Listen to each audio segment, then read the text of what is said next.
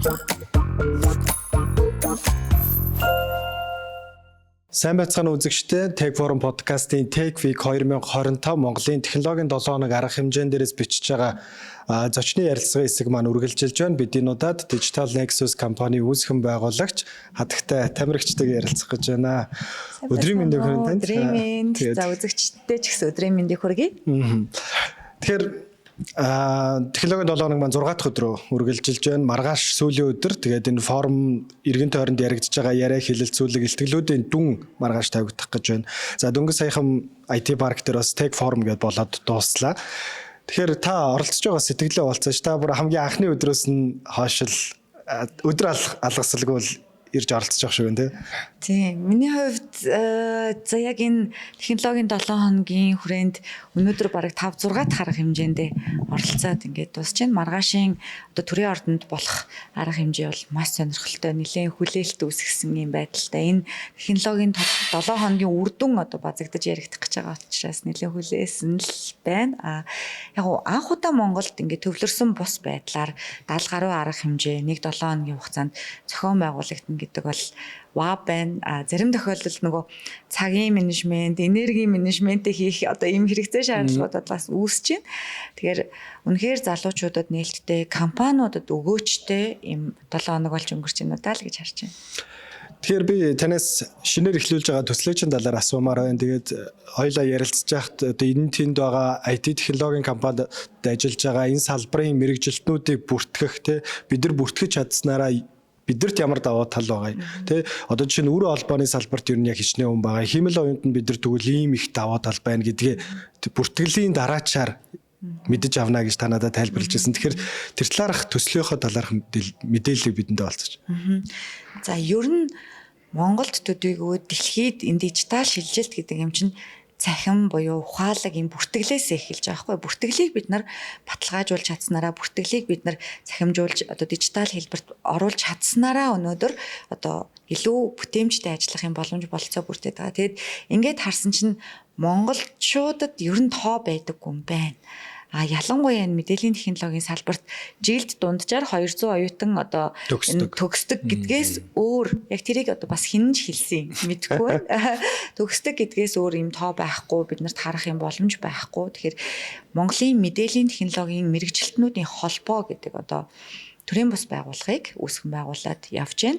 За энэ холбооны маань зорилго дэлхийн өнцөг булан бүрт ажиллаж байгаа, сурж байгаа мэдээллийн технологийн чиглэлийн юм залуусыгаа нэгдсэн сан үүсгэх юм боломж болцоог бүрдүүлэх гээд одоо ажиллаж байна. Эхний алхмуудаа хийсэн.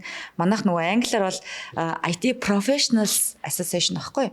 Тэгээд METPA гэдэг юм холбоон дээр одоо бүртгэлээ үүсгээд интерфейс дээр бүртгэлээ аваад 500-аад хүн одоо бүртгүүлсэн байна.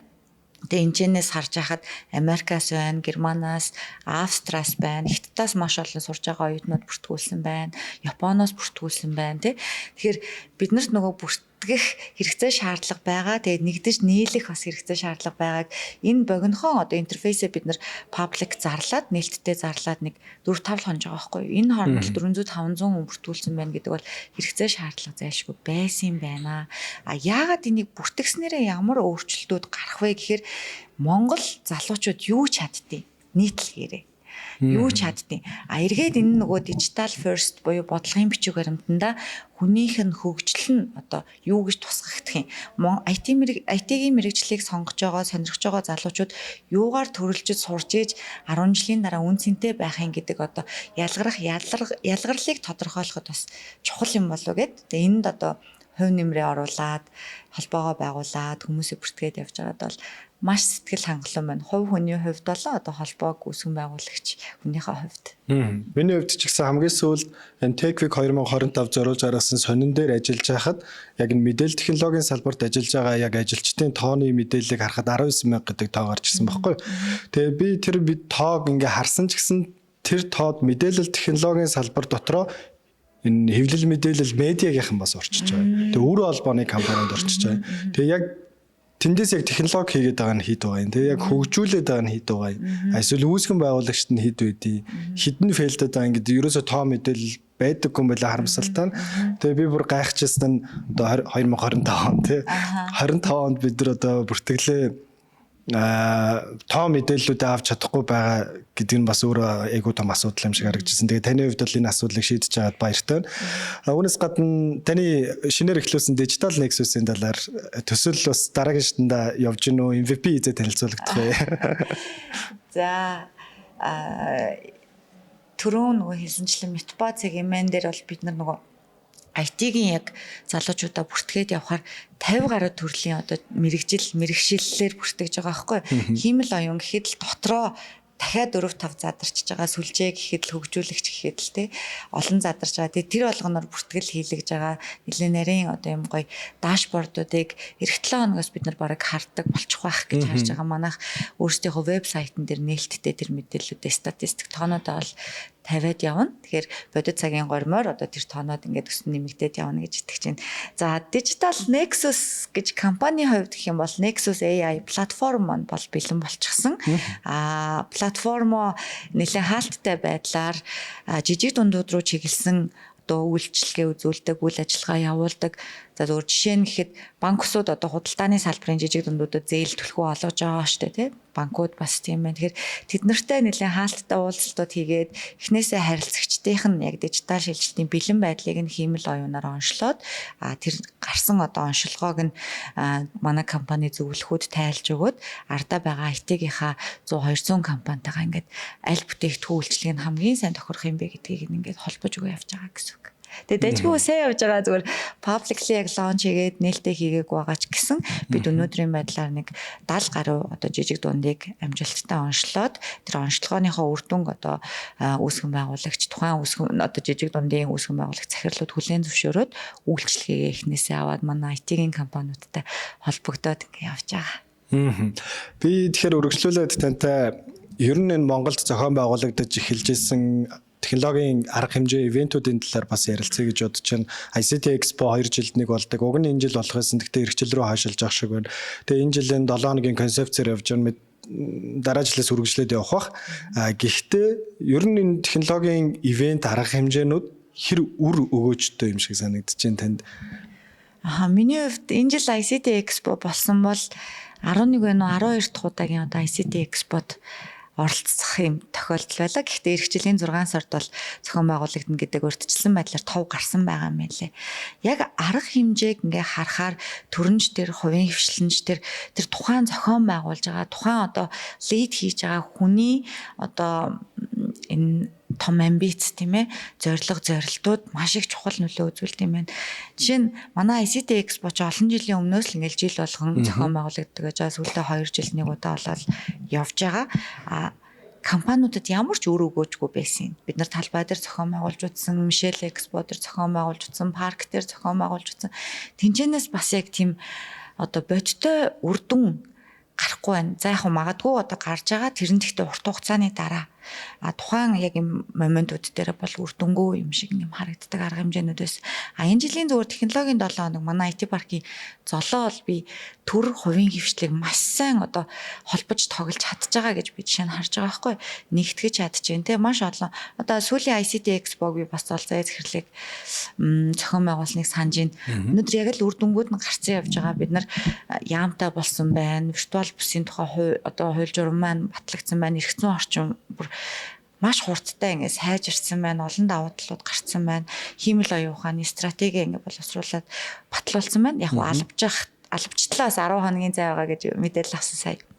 Тэгэхээр тэр нөгөө салбарт яг тэр төр хувийн хвшлийг холбож тоглож байгаа лидерийн оролцоо энэ тухайн тэр арга хэмжээнүүд гэдэг юм уу тухайн арга хэмжээний дараагийн үр дүн өр өгөөж ямар байх теста маш чухал нөлөөтэй юм байна гэдгийг л харж байна. Бүгд л зохион байгуулдаг байсан. Бүгд л зорилготой байдаг гэсэн. Гэхдээ хин яг тэрний эцсийг үзэж үр дүнгийг гаргаж нөгөө тавихгүй зуурч чадчихээн те нэг юм гэдэг ерөөсөө чухал юм байна гэж харж байна. Тэгээд энэ жилийн хувьд бол компаниуд 70 гаруй газар одоо ингээд өөрсдийнхөө арга хэмжээнүүдийг зохион байгуулад манай холбоо ч гэсэн 20 саяын шагналын сантай IT-гийнхаа залуучуудын дунд e-спортын том тэмцээн зохион байгуулж байгаа холбооныхаа нээлтийг тохиолдуулаад тэгэхээр энэ болгон өөрсдөд нь богино хугацааны болоод дунд урт хугацааны үр дүнгуудыг авчирч чадчих байхгүй. Ялангуяа шууд үр дүнгээ бид нар энэ decentralized байдлаар зохион байгуулснараа харж чадчих байгаа нь онцлог байна гэж хараад байна л да.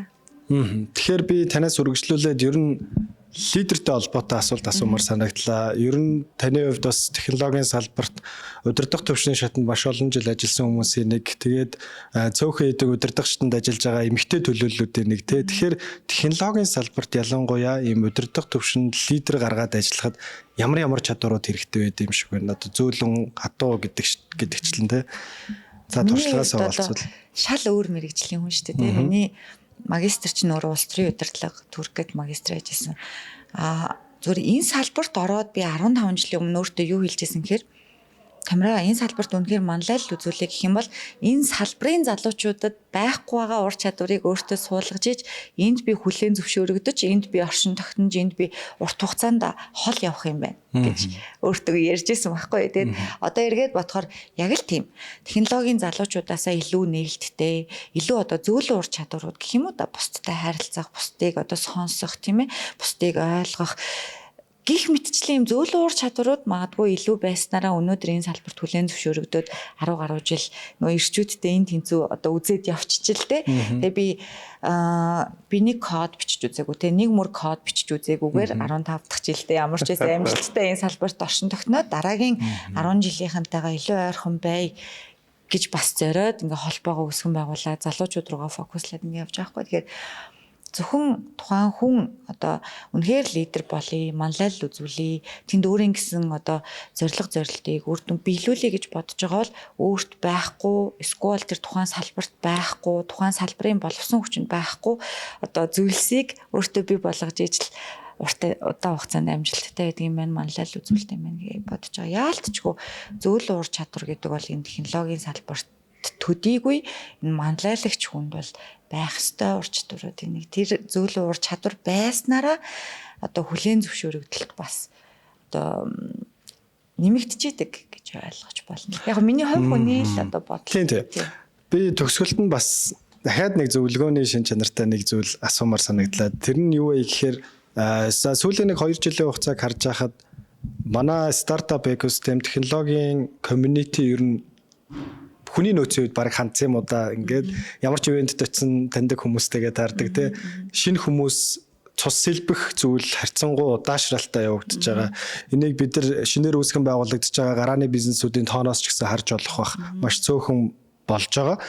Тэгэхээр технологи сонирхдаг. Эсвэл технологиор сурж байгаа. Эсвэл энэ салбарт би ирээдүйд орж ажиллаж магадгүй дээ гэдэг тийм залуучуудад та хандаж энэ салбар ийм шүү, орж ирвэл ийм шүү гэж зөвлөвөл эсвэл урайлвал юу гэж уриалах вэ? Яг технологийн бус одоо тий залуучуудаа энэ салбарт давхар мэрэгчлэр ч юм уу давхар ингэ сонирхлоороо орж ирэх гэх юм бол нэгдүгээрт за удирдлагуудад бол тий одоо энэ 30 гараад дараагийн үеийн бас бизнесийн үе шилжиж байгаа учраас удирдлагуудад санхүүгийн тайлан гэдэг нэг маш сайн уншдаг, санхүүгээ тоогоо датагаа анализ хийж чаддаг ийм ур чадвар маш их хэрэгтэй байна. Хоёрдугаарт төсөл гэдэг ямиг удирдах чаддаг, менеж хийж чаддаг, төсөлт амжилттай одоо багийн гишүүн байж чаддаг байх хэрэгтэй. Энэ хоёрыг эхний ээлжинд хийж чадвал дараагийн нөгөө зөөлөн ур чадварууд манд дагаад ингээд хөгжүүлээд явах боломжтой учраас орж ирээд тэ санаагаа бодит болгох, эсвэл зорилт нийлж байгаа багтаагаа нэгдэх юм боломж бол 100% нээлттэй байгаа. За яг залуучуудтай гэх юм бол төслийн удирдлага гэдэг юмар ерөөсөө ингээд аль болох мэрэгшээч энийг сонирхооч те альва зүйлийг санаанаас нь ахуулаад эхлүүлээд хэрэгжүүлээд ингээд дуусгаж чаддаг энэ процесст ингээд залуучууд маань суралцаж чадвал өнөөдөр технологийн салбарт одоо чиний хэрэгцээ маш их байгаа шүү гэдгийг л хэлмээр байна. Тэгээ энэ төслийг удирдна гэдэг чинь бас л нэг харилцааны асуудал яригч. Харилцаа гэдэг нь зөвхөн хүн хоорондын биш те мэйлэр байж болно, одоо битээр байж болно гэдэг ч юм уу, онлайнаар одоо захимаар янз бүрийн харилцааны олон хэлбэр байгаа шүү дээ. Тэгэхээр тэр болгоныг ингээд суралцаж чадвал төслийг одоо төслийн багт амжилттай ажиллаж чадна, төслийн багт амжилттай чадвал технологийн салбарт өөрөө хүлээн зөвшөөрөгдөж чадна л гэж хэлмээрээ. За баярлалаа. Баярлалаа.